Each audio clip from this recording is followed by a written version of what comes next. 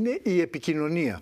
Και αφορμή μας τη δίνει ο κύριος Σπύρος Ριζόπουλος. Είναι συνειδητής, είναι διευθύνων σύμβουλος της Spin Communication.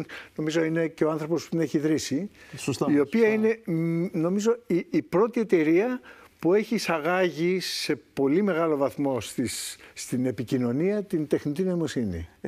Να το πούμε διαφορετικά, μαζί με την Escherman του Άντρου Σμιθ από την Αγγλία, συνιδρύσαμε τη Spear Mind, με την οποία ουσιαστικά κάναμε το μεγάλο άλμα και είπαμε ότι θα δημιουργήσουμε μια εταιρεία που θα φύγει από το συμβατικό τρόπο επικοινωνίας και παραγωγής γνώσης και θα πάμε στη λειτουργία και τη χρήση της τεχνογνωσίας που παράγει η τεχνητή νοημοσύνη αποκλειστικά, κάνοντας και ένα μεγάλο στρατηγικό άλμα και εξηγώντας ότι δεν θα παίξουμε αυτό το κρυψίνικο μεταβατικό παιχνίδι που θα πάρει λίγο καιρό, ότι τη χρησιμοποιούμε λίγο και την παρουσιάζουμε σαν κάτι δικό μας και όποτε μας βολεύει και αυτό. Εμείς πάμε καθαρά και λέμε ότι εμείς έχουμε συγκεκριμένα παράξει δικά μας μοντέλα τεχνητής νοημοσύνης. Τα έχουμε παράξει οι ίδιες. Συνεπώς, οι υπηρεσίες οι οποίες κανείς αγοράζει σε εισαγωγικά από τη Spear Mind είναι υπηρεσίες οι οποίες είναι αποκλειστικά διαμορφωμένες με στρατηγικό σκεπτικό ανθρώπινο,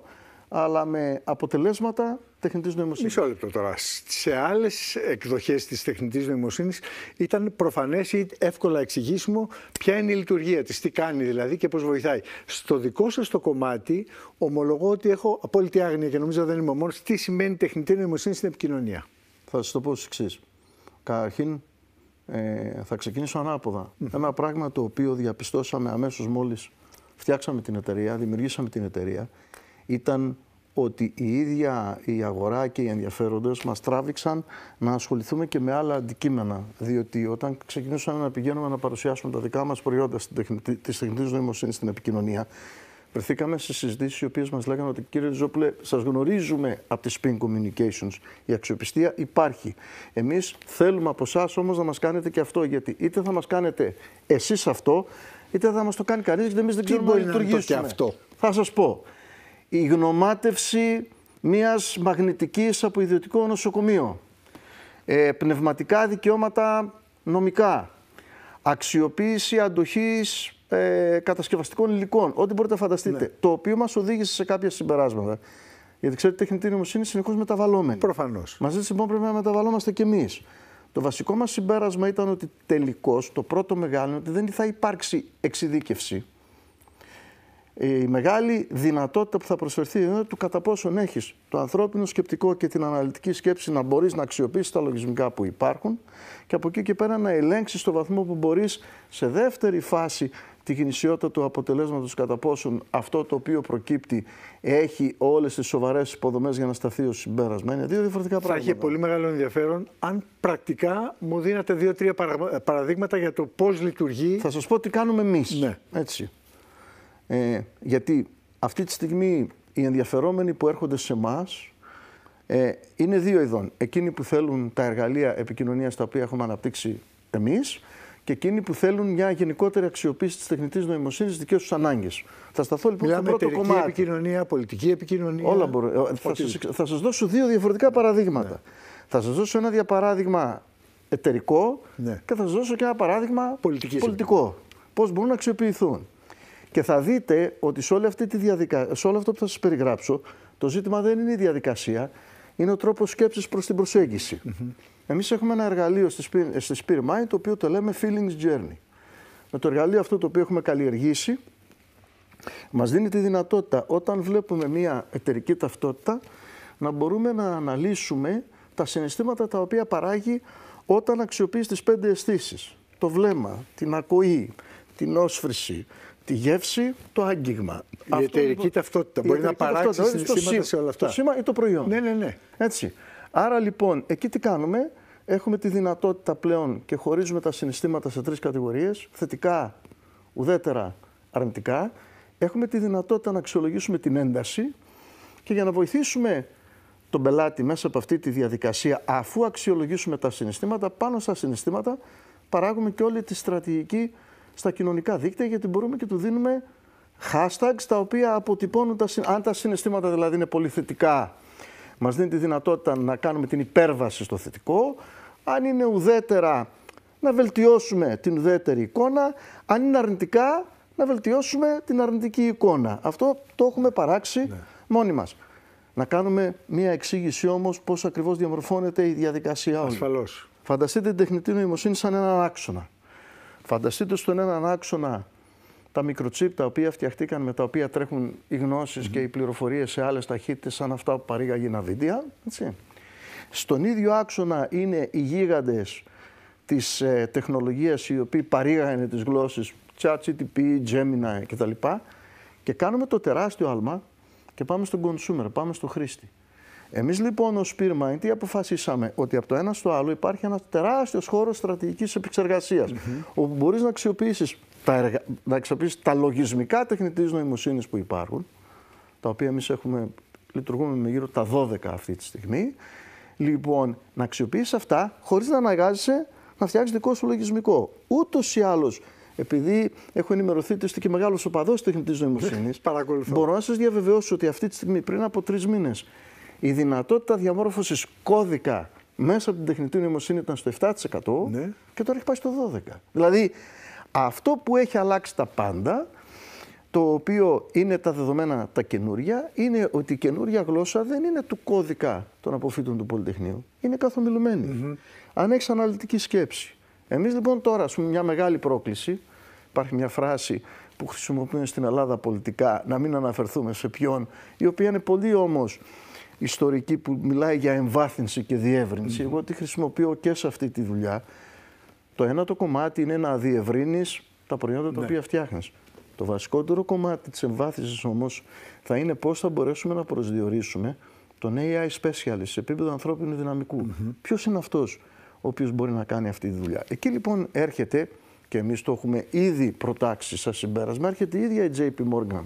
Πριν μερικές μέρες έρχεται η JP Morgan και λέει: ό,τι σπουδές ξέρατε μέχρι τώρα, ξεχάστε τες. Και να σας το πω εγώ πρακτικά.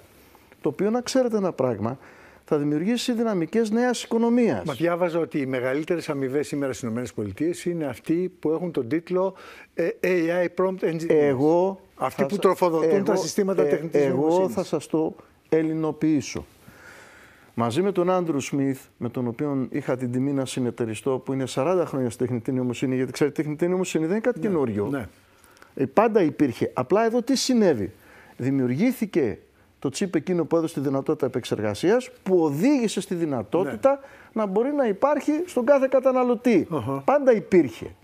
Λοιπόν, σε αυτή τη διαδικασία λοιπόν υπολογίζεται ότι εμείς αυτή τη στιγμή είμαστε στην πρώτη φάση διαμόρφωσης της περιγραφής με το τι πρέπει να μοιάζει εκείνος, για να πάμε στη διαδικασία αξιοποιώντας ποιότητες που έχει και skills, δεξιότητες, για να μπορέσουμε να τον εκπαιδεύσουμε, γιατί εμείς προσωπικά προβλέπουμε ότι σε σύντομο χρονικό διάστημα, δεν μπορώ να ξέρω σε πόσο, δεν θα υπάρχει εταιρεία που δεν θα μπορεί να έχει έναν άνθρωπο τέτοιον μέσα. Εμείς λοιπόν θα πρέπει οπωσδήποτε, θα είναι μεγάλη επιτυχία για μας και έχουμε ήδη προλάβει να αποφασίσουμε για να μπορούμε να προσδιορίσουμε αυτόν τον άνθρωπο. Παίρνεις έναν απόφοιτο, μία απόφοιτη τρίτης λυκείου, θεωρητικών επιστημών. Με την αντίληψη την παραδοσιακή, δεν πάει στο μυαλό κανενός ότι το πρόσωπο αυτό, λόγω της θεωρητικής κατεύθυνσης. Μπράβο. Θα σας πω λοιπόν το εξής. Αν με όρους πανελλαδικών, μιας πολύ συντηρητικής και στήρας λογικής, πάρεις ένα μαθητή της τρίτης λυκείου ή μία μαθήτρια, 2 άτομα, και πεις, θα ήθελα παρακαλώ να μου πεις η δεύτερη Εθνοσυνέλευση, για παράδειγμα, πώς επηρεάζει τη σύγχρονη ελληνική δημοκρατία.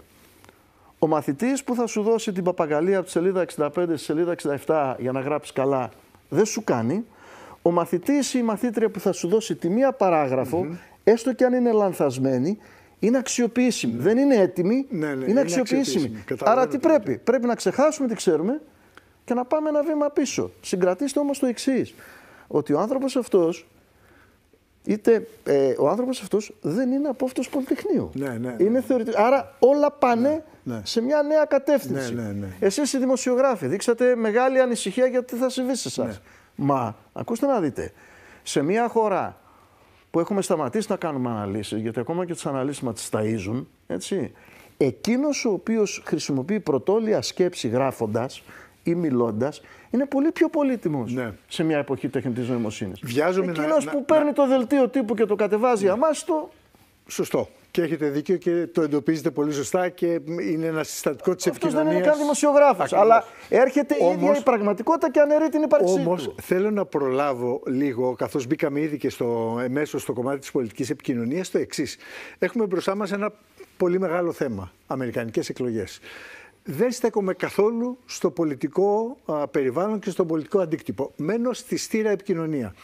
Αναρωτιέμαι αν μια πολιτική οντότητα μπορεί, όπως είναι για παράδειγμα η πιθανή υποψήφια των Δημοκρατικών, μπορεί η πολιτική επικοινωνία να διαμορφώσει ένα άλλο προφίλ, το επιθυμητό προφίλ, σε ένα τόσο σύντομο χρονικό διάστημα. Πόσο δυνατό εργαλείο είναι η πολιτική επικοινωνία? Η πολιτική επικοινωνία έχει τα στοιχεία, θα σας μιλήσω με όρους που καταλαβαίνετε καλύτερα. Είστε χρόνια δημοσιογράφος, αξιοσέβαστος στο χώρο. Υπάρχει μια φράση που χρησιμοποιούμε στη δημοσιογραφία, η οποία λέει ότι όταν υπάρχει πολιτική, δεν υπάρχει παραπολιτική. Όταν δεν υπάρχει πολιτική, τότε βασιλεύει παραπολιτική. Σωστό. Η επικοινωνία ουσιαστικά αυτή τη στιγμή είναι δύο τελείως διαφορετικές σχολές. Έχει επικρατήσει στην Ελλάδα διότι η αφετηρία της επικοινωνίας στην Ελλάδα είχε δύο βασικούς γνώμονες. Ο ένας ήταν ότι προήλθε από τη διαφημιστική αγορά. Αυτό είναι λάθος. Το δεύτερο στοιχείο είναι ότι έχουμε μια αλαζονία του πολιτικού συστήματος να μην αποδέχεται ότι έχει την ανάγκη πολιτικής κατεύθυνσης στρατηγικά. Φεύγετε από τις ΗΠΑ. Άρα λοιπόν, ναι, για να σας πάω στη διαφορά των ΗΠΑ. Αυτό όμως δεν υπάρχει στις ΗΠΑ. Ο strategist δεν είναι επικοινωνιόλογος, είναι πολιτικά σκεπτόμενος. Ναι. Άρα λοιπόν η αφετηρία είναι πολιτική παράγει επικοινωνία και όχι επικοινωνία πολιτική. Τώρα, αυτό καταλαβαίνω. Πόσο ευφυής μπορεί να είναι ο σύμβουλος, ναι, για να μπορεί να έχει τη δυνατότητα να σκεφτεί με έναν τέτοιον τρόπο, έτσι, παράλληλα αξιοποιώντας και τις δημοσκοπήσεις και πλέον και την τεχνητή νοημοσύνη, είναι ένα μείγμα δυνατοτήτων, το οποίο δεν θα το βρείτε εύκολα στην Ελλάδα. Κρατάω ως αξίωμα αυτό που λέτε, ότι η πολιτική παράγει επικοινωνία και όχι η επικοινωνία παράγει πολιτική. Δεν το πάγω πρώτο. Ναι, όχι, το ακούω. Απλά μπορώ, κάνω αυτή τη δουλειά κοντά 30 χρόνια, σας επιβεβαιώνω ότι έτσι είναι. Το τελευταίο που θέλω να σας ρωτήσω είναι το εξής επίσης. Είστε χρήστης προχωρημένων και προωθημένων τεχνικών με όλα τα μέσα της τεχνολογίας. Ακούμε για ποσά που συλλέγουν οι υποψήφοι που φτάνουν στο 1 δις. Στην Αμερική. Είναι ποσά που κατά βάση επιθύνονται στην επικοινωνία. Και αναρωτιέμαι ποια είναι τα κανάλια σήμερα, ας πούμε στις ΗΠΑ, που συνήθως είναι αυτό που θα ζήσουμε μετά από κάποια χρόνια εδώ στην Ευρώπη και πολύ περισσότερα εδώ στην Ελλάδα. Ποια είναι τα κανάλια σήμερα, τα δυνατά κανάλια που θα διοικητευτούν τόσο θηριώδη ποσά? Καταρχήν να ξεχωρίσουμε ένα πράγμα. Υπάρχει το FEC, το Federal Election Commission, το οποίο έχει αποδεχθεί πλήρως την έννοια του πολιτικού χρήματος, κάτι το οποίο δεν έχει την υποκρισία που έχουμε στην Ελλάδα. Ναι. Δηλαδή, εσείς σήμερα, ως ψηφοφόρος, μπορείτε να μπείτε στην ιστοσελίδα του FEC, να βάλετε το όνομα του υποψηφίου που σας ενδιαφέρει και θα σας βγάλει όλους τους χορηγούς. Ναι. Υπάρχει απόλυτη διαφάνεια. Λοιπόν, άρα λοιπόν εκ των πραγμάτων τα κανάλια διοχετεύονται και λειτουργούν διότι υπάρχει αυτή η αφετηρία της διαφάνειας. Σωστό. Το ένα είναι αυτό. Το δεύτερο στοιχείο εκ των πραγμάτων είναι ότι τα κανάλια με τα οποία αυτά τα λεφτά διοχετεύονται είναι ή τα τεράστια media shops τα οποία υπάρχουν στην Ουάσιγκτον, τα οποία είναι καθαρά για πολιτική διαφήμιση. Πού διοχετεύουν, θα σας πω πώς γίνεται η διαδικασία. Μέσα από τις δημοσκοπήσεις δημιουργείται μια ολόκληρη στρατηγική που λέγεται targeting. Επειδή η αμερικάνικη κοινωνία είναι εξαιρετικά σύνθετη, δεν μπορούν τα λεφτά να πετιόνται δεξιά και αριστερά. Άρα έχεις ένα ζήτημα δημογραφικό και έχεις και ένα ζήτημα γεωγραφικό. Άλλο νότος, άλλο βορράς, άλλο ανατολή. Δεν είναι, μακάρι να ήταν και τόσο απλό. Ναι, όχι, σχηματικά το τρίτο στοιχείο, τα media markets στην Αμερική διαφέρουν κατά πολύ όσον αφορά το κόστος τους. Το γεωγραφικό στοιχείο είναι πάρα πολύ σημαντικό. Δηλαδή, αν κάποιος είναι υποψήφιος για γερουσιαστή στην Πενσιλβάνια, θα πληρώσει πάρα πολλά λεφτά γιατί για να πιάσει το κομμάτι της Πενσιλβάνια πρέπει να απευθυνθεί στην αγορά πολιτικού χρόνου της Νέας Υόρκης, να πιάσει από Σικάγο και να πιάσει και από Νότο. Δεν απευθύνεται σε μία αγορά. Ναι.